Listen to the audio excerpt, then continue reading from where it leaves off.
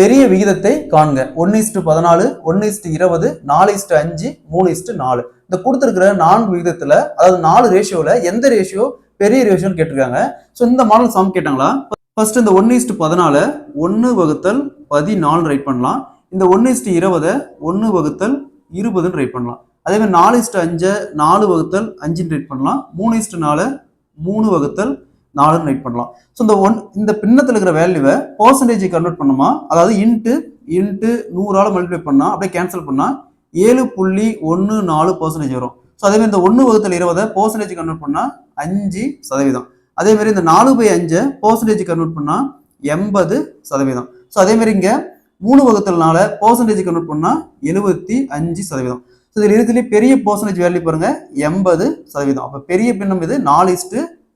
Option C is the correct answer. இதே மாதிரி இந்த சம் பாருங்க, பெரிய விகிதத்தை காண்க. 7:9, 5:8, 4:7, 1:4.